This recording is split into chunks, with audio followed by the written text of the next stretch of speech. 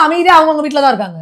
நீங்க தான் பிரச்சனை பண்ணது, நீங்க தான் எல்லாம் பண்றது. அப்ப இங்க திமுகக்கு என்னன்னா இந்த முஸ்லீம் அப்பீஸ்மெண்ட், இஸ்லாமியர்களை ஓட்டு வாங்கணும் அப்படின்றதுக்காக என்ன பண்ணிட்டாங்க, புலிவாலை பிடிச்ச மாதிரி ஆயிடுச்சு. இப்ப இந்த வாழை பிடிச்சுக்கிட்டேவும் இருக்க முடியல, ஊடவும் முடியல. இவங்களுக்கு எப்படி இருந்தாலும் இவங்களோட அழிவு உறுதி. அந்த மாதிரி இந்த புலிவாலை பிடிச்ச மாதிரி பிடிச்சிட்டாங்க. இப்ப என்னன்னா கோர்ட்ல திரும்ப தீர்ப்பு வந்திருக்கு. அதுக்கு வந்து இது எப்படின்னா இந்த சினிமால ரவுடி இருப்பாங்கல்ல, ரவுடி இருக்கப்ப அந்த ஹீரோ தானா, டேய் நீ போடா, டேய் நீ போடான்னு ஒவ்வொருத்தரும் அனுப்புவாங்க, அட்டிவாங்க. அந்த மாதிரி நீங்க பாருங்க இந்த திருப்பரங்குன்ற விஷயத்துல ஒவ்வொரு டைமுக்கு ஒவ்வொருத்தரையும் அனுப்புறாங்க. ஒவ்வொருத்தரா வந்து நல்லா மக்கள்கிட்ட முத்து புதுசா வாங்கிட்டு போ அப்படின்னு. அந்த மாதிரி இந்த டைம் வந்திருக்கவர் வந்து இவர் ரகுபதி அவர்கள். அவர் வந்து பேசிட்டு என்ன பேசியிருக்காரு அப்படின்னா, சுடுகாட்டுல பணத்தை எரிக்கணும்னா அங்கதான் எரிக்கணும் அப்படின்னா. நான் கேட்கிறேன், சரி அப்பா நீங்க அவ்வளவு ஆக சிறந்தவங்க தானே, சுடுகாட்டுல தான் போனா சென்னையில சுடுகாடு எங்க இருக்கு, கண்ணமாப்பேட்டையில இருக்கு.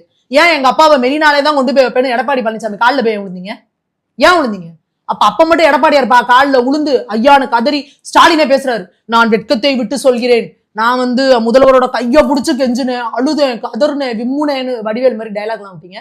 ஏன் அப்ப மட்டும் கண்ணமாப்பேட்டையில கொண்டு வச்சா உங்க அப்பா வந்து சமாதி ஆகாதா? உங்க அப்பா மட்டும் மெரினாலே தான் உங்களுக்கு இது வேணும். ஆனா நாங்க தீபத்தூண்ல விளக்கேற்றோம்னா அதுக்கு பேரே தீபத்தூண். அது இருக்கிறது கோவில் இடத்துல.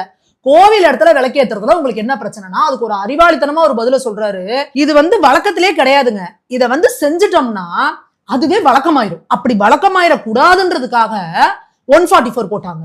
ஏன் வழக்கமான என்ன, வருஷத்துல ஒரு நாள் நாங்க போய் டெய்லி கூட விளக்க போறது படல, கார்த்திகை தீபத்தன்னைக்கு அங்க போய் வருஷத்துல ஒரு நாள் விளக்கேத்திட்டு அவங்க எங்க வர போறாங்க. இதுல என்ன பிரச்சனை உங்களுக்கு?